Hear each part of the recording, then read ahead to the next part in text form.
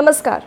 6 महीने पूर्व सदर रजिस्ट्रार कैंपस में अध्यक्ष पद पर चुनाव हुए। ये चुनाव इसलिए महत्वपूर्ण था क्योंकि पहली बार एक पूर्णतः गैर राजनीतिक व्यक्ति ने सालों से सत्ताधारी लोगों को चुनौती दी थी।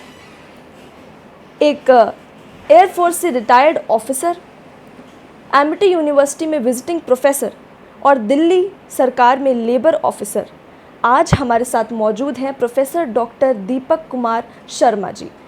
सर, पहले तो आप अपना एक परिचय दे दीजिए, उसके बाद मैं आगे की प्रक्रिया जारी रखूँगा।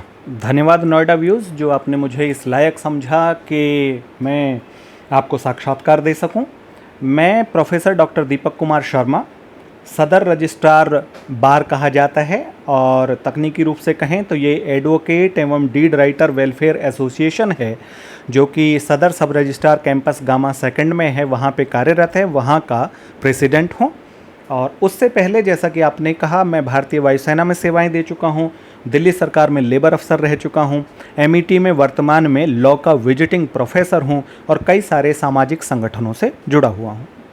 सर, 6 महीने हो गए आपको अध्यक्ष पद पर निर्वाचित हुए। इससे पहले कि हम आपके अध्यक्ष बनने की बाद की जर्नी जाने, हम उससे पहले की थोड़ा जर्नी जानना चाहते हैं कि किस तरह से आप अपने अध्यक्ष पद के चुनाव को जीत गए। देखिए, मैं स्पष्ट कर देना चाहता हूँ, मैं पूर्णतया गैर राजनीतिक आदमी हूँ। कभी नहीं सोचा था कि किसी प्रकार का चुनाव कभी लड़ूंगा, परंतु ये भी सही नहीं रहता कि यदि मेरी आंखों के सामने कुछ गलत होता रहे तो उसका प्रतिरोध करने के लिए मैं कहीं ना कहीं सत्ता के केंद्र में न आऊं। तो मेरे कैंपस में बहुत सारी ऐसी गतिविधियां हो रही थीं जिनका मैं पुरजोर विरोध करता था, लेकिन चूंकि सत्ता में नहीं था तो उनको सुधार नहीं पा रहा था। तो उसके चलते मेरे मन में कहीं ना कहीं तो था कि कोई ऐसा व्यक्ति आए कि जो फिर सत्ता में होने के कारण ऐसे निर्णय ले सके कि जो अहित की गतिविधियां हो रही हैं उनको सही कर सके। ऐसे में पूर्व अध्यक्ष विजय शर्मा जी, अजय शर्मा जी मेरे साथी हैं, यहाँ पर एडवोकेट अनिल जी प्रधान जी, महेश नागर जी और ऐसे कई साथियों ने फिर उन्होंने कहा कि आप दूसरे के लिए क्यों सोचते हैं, आप स्वयं क्यों नहीं अध्यक्ष पद का चुनाव लड़ते हैं और जो भी कोई कुरीतियाँ या जो भी कोई गलत चीज़ें आपको लग रही हैं उनको हटाने का प्रयास करते हैं, हम आपके साथ में हैं। तो उनके स्नेह और प्यार को फिर मैं मना नहीं कर सका और मैंने अपने आप को अध्यक्ष पद के चुनाव में झोंक दिया। सर, ये तो सभी जानते हैं कि चुनाव में उतर जाना अलग बात है और चुनाव जीत जाना बिल्कुल अलग बात है। तो किस तरह क्या रणनीति थी आपकी कि जिसको फॉलो करके आप चुनाव जीत गए? देखिए, रणनीति बिल्कुल स्पष्ट थी। स्पष्ट ये थी कि अब तक मुद्दे जो भारतीय चुनाव में होते हैं अक्सर वही यहाँ भी थे कि जाति का मुद्दा है, धर्म का मुद्दा है, इस तरह की चीज़ें हैं, लेकिन मैंने उससे अलग विकास के मुद्दे को अपनाया। मेरा जो कैंपस है वो इतना गंदा था, ऐसे लगता था जैसे किसी स्लम में आ गए हूँ, किसी गंदी बस्ती में आ गए हूँ। 10 साल से वहाँ की छतें साफ़ नहीं हुई थी। छतें साफ़ होना तो बहुत दूर बात है, उस कैंपस में 2000 वर्ग मीटर के आसपास का मेरा कैंपस है और उसमें करीब 400-500 लोग बैठते हैं। वहाँ पुताई नहीं हुई थी 10 वर्षों से, वाइट वॉश नहीं हुई थी। वहाँ के जो खंबे लगे हुए थे वो जंग खा गए थे, उन पे पेंट नहीं हुआ था। वहाँ का जो फर्श था वो ऊबड़ खाबड़ था। वहाँ पे जो बाहर गेट के गंदगी कूड़ा फेंका जाता था। तो मैंने सबसे पहले उस गंदगी के साथ में अपनी लड़ाई लड़ी। मैंने मजदूर लगाई दुनिया भर के और उन छतों को साफ़ करवाया। मैंने कई सप्ताह तक, क्योंकि हर दिन तो मैं काम नहीं करा सकता, तो हर सप्ताह अंत में शुक्रवार को छुट्टी मिली, शनिवार को मिली या इतवार को मिली, हर उस छुट्टी में मैंने मजदूर लगाई और पूरे कैंपस का वाइट वॉश करवाया, पूरे कैंपस में पेंटिंग करवाई, पूरे कैंपस में टाइलिंग करवाई और जहाँ गंदगी पड़ी रहती थी वहाँ गंदगी का निस्तारण करा के एक सुंदर पार्क का विकास किया। तो ये सब काम मैंने चुनाव में उतरते ही, जब तक कि चुनाव की घोषणा भी नहीं हुई थी, अपनी निजी धनराशि से किए। तो विकास के इन कार्यों को देखकर लोगों का मन ये हो गया कि ये वो व्यक्ति है जो वास्तव में इस कैंपस से प्यार करता है और इस कैंपस की भलाई के लिए हर वो काम करेगा जो इसके लिए वर्षों से आवश्यक थे। तो इसी मेरी साधारण सी रणनीति का लोगों के दिल दिमाग पर बेहद अच्छा प्रभाव पड़ा और फिर मैं प्रचंड बहुमत से चुनाव जीता। सर, इस काम की तो मैं भी आपकी सराहना करना चाहूँगी क्योंकि नोएडा व्यूज़ की टीम ने जब पहले ऑफिस विज़िट किया, कैंपस विज़िट किया, तो घोटाले और घपले की बू साफ आ रही थी। तो शायद यही एक कारण हो सकता है आपके चुनाव जीतने का, कि जो आपने सफाई करवाई, जो घोटाला था, उसको एक तरह से कहूँ कि आपने नष्ट करने की कोशिश की, प्रयास किया, शायद यही एक कारण था कि आप चुनाव जीत गए। सर, अगला प्रश्न मेरा आपसे ये है कि संकल्प पत्र में जो आपने वादे किए हैं, उन वादों को पूरा करने के लिए आप क्या करेंगे या क्या कर रहे हैं? ये बड़ा अच्छा प्रश्न आपने उठाया है और मेरे पास में मेरा संकल्प पत्र मेरे सामने है, और ये केवल अभी सामने नहीं है इंटरव्यू के लिए। मेरा संकल्प पत्र हमेशा मेरे मन मस्तिष्क में रहता है जिस दिन से चुनाव जीता हूँ। 1 वर्ष का मेरा कार्यकाल है। यहाँ जो समस्याएं हैं, पिछले अध्यक्षों ने, विशेषकर जो मुझसे जस्ट पूर्ववर्ती अध्यक्ष थे, मैं क्या ही बताऊं, वो स्वयं ज़्यादा बेहतर जानते होंगे कि उन्होंने क्यों नहीं किया या उन्होंने कम कार्य क्यों किए। उस सब के चलते कार्यों और समस्याएं बढ़ती चली गई थी, जिनमें एक बात तो ये थी कि हमारे यहाँ ग्रेटर नोएडा वेस्ट का एक एरिया है, वहाँ पे बहुत सारे हजारों लाखों फ्लैट्स हैं। उनकी रजिस्ट्रियाँ कार्य क्षेत्र के आधार पर हमारे यहाँ हुआ करती थी। अब किसकी अकर्मण्यता से, किसकी कमी से, पर कुल मिला के वो काम चला गया दादरी। तो जिसके चलते मेरे यहाँ का समझिए कि 30 से 35% काम दादरी चला गया, तो मेरे यहाँ के वकीलों पर बहुत बुरा प्रभाव पड़ा। न्यायिक रूप से वो काम पुनः हमारे यहाँ लौटना चाहिए। उसके लिए जो भी पत्राचार मैं कर सकता हूँ, जितनी भी चीज़ें मैं कर सकता हूँ, वो मैं कर रहा हूँ। ये बेहद दुर्भाग्य की बात रही कि जिस पर हमने पत्राचार प्रारंभ किया था, उस पत्राचार में एक अंतिम रूप से पत्र यहाँ के सब रजिस्ट्रार महोदय को लिखना था, और वो पत्र उन्हें मार्च महीने में लिख देना चाहिए था। लेकिन मेरे सतत प्रयासों के बावजूद, बार बार याद दिलाने के बावजूद, उन्होंने 132 दिन लगा दिए एक चिट्ठी लिखने में। ये निश्चित रूप से उनकी नाकामी थी, जिसको मैंने बहुत मजबूती के साथ उठाया और अंततः मैंने उनसे पत्र लिखवाया। अब 5 जुलाई को उन्होंने वो पत्र लिखा है। दुर्भाग्य है कि 4 महीने में तो मैं उस पत्र को आगे ले जाके आगे कार्यवाही कितनी करता, लेकिन चूंकि उन्होंने ही 132 दिन लगा दिए, तो अब मैं शेष कार्यकाल में जो दादरी काम चला गया उसको वापस लाऊंगा। एक संकल्प पत्र में मेरा मुद्दा था कि एक यहाँ डूब क्षेत्र कहा जाता है, यहाँ हिंडन नदी है, यमुना नदी है, उसके बीच का जो क्षेत्र होता है उसे सरकार अपने हिसाब से डूब क्षेत्र कहती है। मैं तथाकथित डूब क्षेत्र कहता हूँ, क्योंकि यदि सरकार वहाँ पर फ्लैट बनाए तो वो नॉर्मल हो जाते हैं, और यदि गरीब किसान 50 मीटर का वहाँ पे कोई प्लाट ले ले तो वो डूब क्षेत्र हो जाता है। फिर भी खैर, अगर सरकार की परिभाषा से भी वो डूब क्षेत्र है, तो वहाँ की रजिस्ट्रियाँ डीएम साहब के एक आदेश के तहत रुकी हुई हैं। मेरा पूरा प्रयास है, मैं जनप्रतिनिधियों से मिल चुका हूँ, डीएम से मिल चुका हूँ, एडीएम से मिल चुका हूँ, तीनों प्राधिकरणों के सीईओ से मिल चुका हूं, और मेरा पूरा प्रयास है कि अपने कार्यकाल में मैं उन डूब क्षेत्र की रजिस्ट्रियों को खुलवाऊं।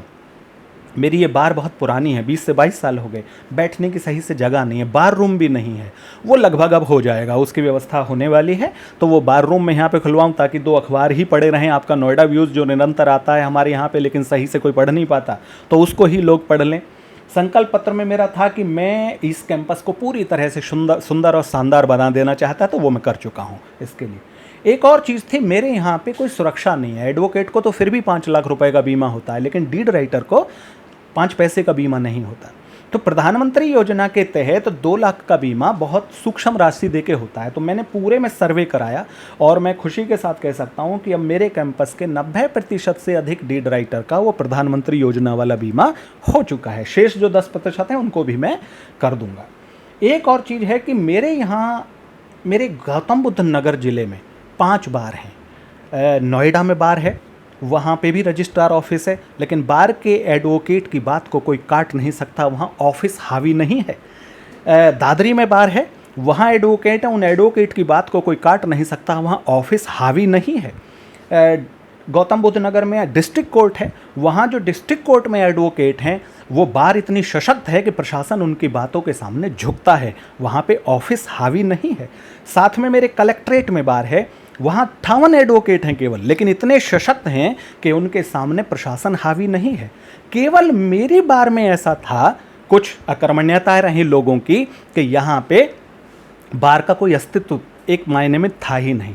और मेरा अंतिम संकल्प था कि प्रदेश में सर्वाधिक राजस्व देने वाली सदर उपनिबंधक बार की प्रतिष्ठा को 1 वर्ष के अपने कार्यकाल के दौरान उस ऊंचाई पर पहुंचाऊंगा जिसकी ये बार वास्तविकता में हकदार है। उसमें मैं 50% से ज़्यादा सफल हो चुका हूं, और अपना कार्यकाल पूरा करते करते उस कार्य को भी मैं कर दूंगा। जी, अगला प्रश्न मैं आपसे पूछना चाहती हूँ सर कि रजिस्ट्रार ऑफिस में आरटीआई प्रार्थना पत्र आपने जो है वो जारी किया था, जिस पे विपक्ष ने बहुत हो हल्ला किया। तो सर किस तरह से वो पत्र जो है जारी हो पाया और किस प्रकार का हो हल्ला विपक्ष ने किया उस पर? देखिए, यदि मैं आपसे कोई बात पूछूं, आप अधिकारी हैं, पहले मैं आपसे मुंह से पूछूंगा, अब आप नहीं बताएंगे, फिर मैं दोबारा पूछूंगा, फिर आप नहीं बताएंगे, फिर मैं तिबारा पूछ लूँगा, आप नहीं बताएंगे, तो अंततः मैं क्या करूँगा? आरटीआई का अधिकार आपको ये है कि सूचना जानने का, क्या आपको पूछने का भी हक नहीं है किसी तरह से? आज आप मेरा इंटरव्यू ले रहे हैं, साक्षात्कार ले रहे हैं, तो मुझसे कुछ पूछ रहे हैं। अब मैं अगर आपको मना कर दूं कि मैं आपको कुछ नहीं बताऊंगा, तो आपको निसंदेह लगेगा कि मैं गलत हूं। तो मैंने आरटीआई के प्रार्थना पत्र में उनसे ये पूछा कि वहाँ पर कितने लोग कार्य करते हैं, चाहे वो प्राइवेट कार्य करते हैं, चाहे वो सरकारी कार्य करते हैं, चाहे वो सेवानिवृत्त कर्मचारी कार्य करते हैं या किसी अन्य तरीके से कार्य करते हैं। और इस प्रश्न को पूछने का आशय ये था कि किसी भी व्यक्ति को यदि वो सही तरीके से कार्य नहीं कर रहा है तो कभी भी नौकरी से निकाल दिया जा सकता है, लेकिन यदि वो वहाँ पर सरकारी रूप से कार्य कर रहा है तो क्या उसे निकाला जा सकता है? यदि वो कॉन्ट्रैक्ट पे काम कर रहा है तो क्या उसे निकाला जा सकता है? तो इसलिए कि उन बच्चों की नौकरी वहाँ पे सही तरीके से सुनिश्चित हो जाए, और हमारा जो रजिस्ट्रार ऑफिस है उसमें एक से एक महत्वपूर्ण डॉक्यूमेंट होता है, करोड़ों रुपए के डॉक्यूमेंट होते हैं, लोगों की ज़िंदगी को प्रभावित करने वाले डॉक्यूमेंट होते हैं। यदि उन डॉक्यूमेंटों के साथ में एक ऐसा आदमी छेड़छाड़ करे जो वहाँ के नौकरी के रिकॉर्ड में है ही नहीं, तो क्या हम अपने डॉक्यूमेंट के साथ ऐसी छेड़छाड़ करवा लेंगे? तो इन सारी चीज़ों के लिए मैंने एक प्रार्थना पत्र आरटीआई का दिया, और ये पहले मैंने पूछा, जब उन्होंने नहीं बताया तो मैंने उनसे पूछा आरटीआई के माध्यम से। उसका जवाब मुझे कुछ मिला है, उसके संदर्भ में यदि आप मुझसे पूछना चाहेंगे तो मैं बताऊंगा।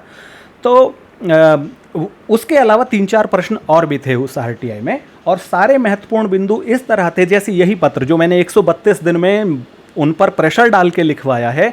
ये पत्र जब उन्होंने नहीं लिखा तो मैंने आरटीआई में पूछा कि ये पत्र आपने अब तक क्यों नहीं लिखा, और यदि लिखा है तो उस पत्र की छाया प्रति दीजिए। तो इस आरटीआई का प्रभाव ये रहा कि जो 132 दिनों से उन्होंने कोई चिट्ठी नहीं लिखी थी, वो चिट्ठी उस आरटीआई के डर से लिख दी, और जो कर्मचारी काम कर रहे हैं उनके भी नियमितीकरण की प्रक्रिया प्रशासनिक स्तर पर चालू हो चुकी है।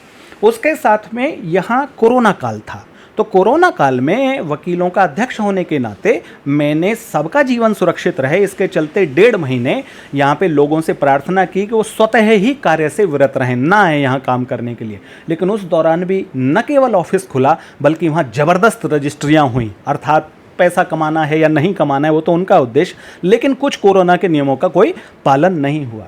कोरोना में ये भी प्रशासन का नियम था कि एक आदमी एक दिन आएगा और एक आदमी दूसरे दिन आएगा, लेकिन अक्सर जब भी मैंने देखा तो केवल एक आदमी आए और बाकी घर पर ही लोट लगाते रहे। तो सरकारी आदमी होकर आप घर पर लोट नहीं लगा सकते, अपनी मर्जी से नहीं रह सकते। तो उसके लिए मैंने आरटीआई में पूछा कि आपके यदि आप मेडिकल लीव पे थे या आप किसी और तरह की लीव पे थे तो उसकी छाया प्रति मुझे दीजिए। मैंने उनसे पूछा कि आपने रजिस्ट्रियाँ की हैं क्या कोरोना काल में, तो मुँह से उन्होंने बताया कि नहीं की हैं। तो मैंने कहा कि मुझे कंप्लीट समरी दीजिए।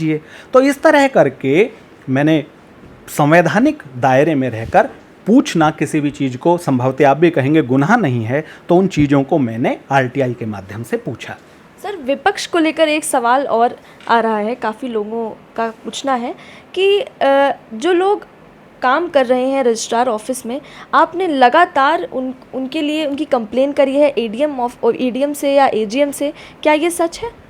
देखिए, मैंने न मेरे यहाँ के किसी सदस्य ने और न मेरी कार्यकारिणी ने कभी भी कोई शिकायत कहीं की है, बल्कि मैं आपको वो पत्र लिखा हुआ दिखा सकता हूँ अपनी कार्यकारिणी का मेरे हस्ताक्षर द्वारा, जिसमें मैंने ये कहा है कि सुचारू रूप से काम को करने के लिए रजिस्ट्रार ऑफिस में कुशल कंप्यूटर कर्मियों की आवश्यकता है।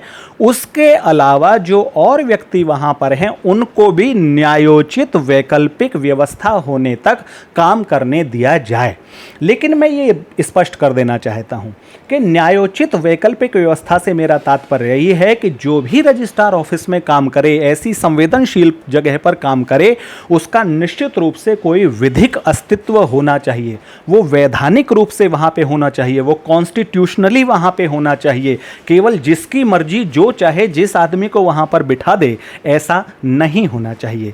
तो ये बिल्कुल विपक्ष का भ्रामक प्रचार है। मैंने कभी या मेरी किसी कार्यकारिणी ने न एडीएम के यहाँ पे न एजी के यहाँ पे कोई शिकायत की है। यदि इस तरह का कोई शिकायती पत्र मुझे कोई दिखा दे तो मैं मान जाऊं कि उनकी बात में सत्यता है। जब हुई ही नहीं है शिकायत हमारी तरफ से, तो ये उनका भ्रम फैलाने का उनका एक पुराना इतिहास रहा है।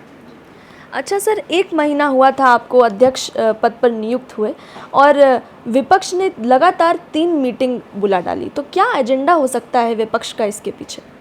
देखिए, जिस तरह से विकासवादी एजेंडे को लेकर मैं और मेरी कार्यकारिणी और मेरे समर्थक कार्य कर रहे हैं, उसमें विपक्ष को लग रहा है कि उनकी राजनीति खत्म हो सकती है। तो उन्हें कुछ ना कुछ मुद्दों को उठाकर, जो उनको मुद्दा का कोई अस्तित्व नहीं है, उन्हें लोगों को भ्रम में रखना है।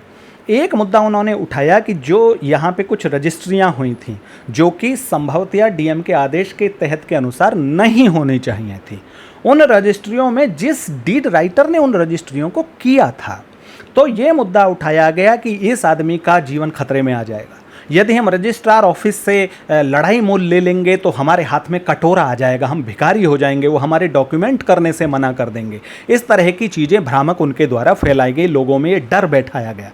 वास्तविकता में मेरा कहना ये है कि यदि आपका कैमरामैन दिखा सकता है कि ये थोड़ी सी किताबें हैं, यदि इन किताबों को कोई व्यक्ति पढ़ ले तो किसी की क्या ताकत है कि कोई आपकी रजिस्ट्री रोक पाएगा? देखिए, यदि आप कोई गलत काम कर रहे होंगे तो उसे तो कोई भी रोक देगा, लेकिन यदि आप सही काम कर रहे हैं तो ये जो ऑफिस बने हुए हैं ये हमारी सहायता के लिए बने हुए हैं, ना कि हमारे काम को रोकने के लिए। दूसरी बात ये है कि मुझे किसी से प्रॉब्लम या पंगा नहीं लेना है। मैं स्पष्ट करना चाहता हूँ आपके माध्यम से, मेरे एक भी डीड राइटर या एडवोकेट साथी का कोई भी जानबूझकर या अनजाने में अहित करेगा तो उसके हित की रक्षा के लिए जब तक मैं अध्यक्ष हूँ पूरी जान लड़ा दूंगा और अपने किसी भी साथी का अहित नहीं होने दूंगा। 7वां महीना मेरे कार्यकाल को चल रहा है, ये इस बात का गवाह है कि मेरे एक भी साथी का इतना सा भी बाल भर भी अहित अब तक नहीं हुआ है, आगे भी नहीं होगा। विपक्ष को भ्रम फैलाने की आदत है, मैं पहले भी कह चुका हूँ, तो वो हल्ला मचाएंगे और ऐसे मुद्दे उठाते रहेंगे। अच्छा सर, विपक्ष की बहुत बात हो गई, अब आते हैं काम की बात पे। तो अगले 6 महीने क्या एजेंडा रहेगा आपका, किस रणनीति से आप काम करेंगे, क्या प्लान्स हैं आगे के लिए? देखिए, अगले 6 महीने में मेरे पास स्पष्ट हैं। एक तो जो मेरे संकल्प पत्र में कार्य अधूरे रह गए हैं उनकी पूर्णता के लिए मैं निरंतर प्रयास करता रहूँगा। एक मुद्दा यहाँ पे ये है कि मेरे जो एडवोकेट एंड डीड राइटर हैं उनके पास आज आई कार्ड भी नहीं है, तो उनकी पहचान सुनिश्चित करने के लिए मैं अपने कार्यकाल के अंत तक, मेरे यहाँ जो राशि है उसका अभाव रहता है, मेरे यहाँ कोई कोष नहीं है, तो उस राशि की व्यवस्था अब तक मैं निजी रूप से ही करते रहा हूँ जितना भर मुझसे हो पाया है। तो या तो लोगों से कंट्रीब्यूशन लेके या किसी भी तरह से, मेरा ये स्पष्ट मत है कि मेरे प्रत्येक साथी के पास में आई कार्ड होना चाहिए, ताकि वो कहीं पुलिस के पास, थाने के पास, कहीं किसी टोल पर कहीं भी जाए, किसी कार्यालय में जाए तो उसकी स्पष्ट पहचान हो कि ये फलां जगह पे कार्य करने वाला एडवोकेट या डीड राइटर है। दूसरा, आपने देखा होगा हर गाड़ी पे, यदि कोई किसी सोसाइटी में गाड़ी होती है वहाँ का स्टिकर लगा होता है, किसी बार की गाड़ी होती है वहाँ का स्टिकर लगा होता है। तो मेरे भी जो साथी हैं उनके पास भी इस बार का आज तक कोई स्टिकर कभी किसी ने सोचा ही नहीं। तो मेरा ये भी स्पष्ट मत है कि उनके प्रत्येक गाड़ी पर उनकी पहचान को और मजबूत करने के लिए हमारी बार का स्टिकर होना चाहिए। ये मेरा कार्य एक बाकी है। तीसरी मेरी जो स्पष्ट चीज़ है, मैंने यहाँ पर जो महिलाएँ थी 8 मार्च को, उनका महिला दिवस पर सम्मान किया। मेरे जो यहाँ पर बुजुर्ग हैं उनका वृद्ध दिवस पर उनका सम्मान किया। कुछ बुजुर्ग अभी शेष हैं, उनका भी सम्मान मैं करूँगा। मेरे जितने भी पूर्व अध्यक्ष हैं तो वो कभी ना कभी अध्यक्ष बने हैं, तो उनमें कुछ गुण रहा होगा, उसके बल पर बने हैं, उनका सम्मान करना भी मेरे एजेंडे में है। कुल मिलाकर ये जो अध्यक्ष पद है ये सम्मान का पद कहा जाता है। तो यदि सम्मान मुझे मिला है तो इसे मैं सिर्फ अपने में रख लूँ, ये नहीं। मेरी ये नीति और नियत है कि मैं हर उस व्यक्ति को सम्मान दूंगा जिसने मुझे सम्मान दिया है। तो ये कुछ कार्य हैं जो अगले 6 महीने में मैं पूरा करूंगा। सर, रजिस्ट्रार ऑफिस में जो लोग काम कर रहे हैं या कैंपस में जो लोग काम कर रहे हैं उनके लिए सर छोटा सा संदेश दीजिए। देखिए, जो भी लोग रजिस्ट्रार ऑफिस में काम कर रहे हैं उनको भी डरने की ज़रूरत नहीं है, यदि वो सही तरीके से काम कर रहे हैं, यदि वो कैंपस हित में काम कर रहे हैं, यदि वो समाज हित में काम कर रहे हैं। ये बातें स्पष्ट रूप से समझ लें। उन्हें तब डरने की ज़रूरत नहीं है यदि वो कैंपस हित में काम कर रहे हैं और समाज हित में काम कर रहे हैं। यदि अपने हित में काम कर रहे हैं तो उन्हें बिल्कुल डरने की ज़रूरत है। अगर मैं अध्यक्ष हूँ, उसके बाद में जो कैंपस के मेरे साथी हैं उनको मैं स्पष्ट रूप से कहना देना चाहता हूं कि वो बेहद शानदार तरीके से निरंतर अपना कार्य करते रहें। किसी प्रकार का भय, द्वेष, पक्षपात वो उन्हें कोई डरा नहीं सकता, धमका नहीं सकता, उनका कोई काम नहीं रोक सकता, उनके काम में कोई बाधा नहीं ला सकता। वो निरंतरता से, बस मेरा एक ये बात ज़रूर है कि मेरे कैंपस के अनेकों साथी जो हैं उनसे मेरा ये आग्रह है, विशेषकर युवा साथियों से, कि वो थोड़ा किताबों को पढ़ें, थोड़ा रजिस्ट्रेशन एक्ट को और बेहतर तरीके से पढ़ें, थोड़ा जो स्टाम्प एक्ट है उसको और थोड़ा बेहतर तरीके से पढ़ें, जो जितने भी अध्यादेश आते रहते हैं जो कि हमारी साइट पर भी उपलब्ध हैं उनको थोड़ा बेहतर तरीके से पढ़ें, ताकि जब वो अपने केस को कहीं पे ले जाएं और कोई उसमें बेफालतू की बाधा अटका रहा हो तो वहाँ पे वो अपना केस को अच्छी तरीके से प्रेजेंट कर सकें। बहुत बहुत शुक्रिया सर, बहुत अच्छा लगा आपसे बात करके। विकास की आप बात करते हैं, विपक्ष से आप डरते नहीं हैं। लगातार चाहे वो विकास हो या करप्शन हटाना हो या कोई भी मुद्दा हो, बेबाकी से आपने उसका जवाब दिया है, आप उससे लड़े हैं। शायद आप जैसे लोग ही भारत में हर जगह हर किसी पद पर नियुक्त होते तो शायद करप्शन भारत को खा नहीं रहा होता, खोखला नहीं कर रहा होता अंदर से।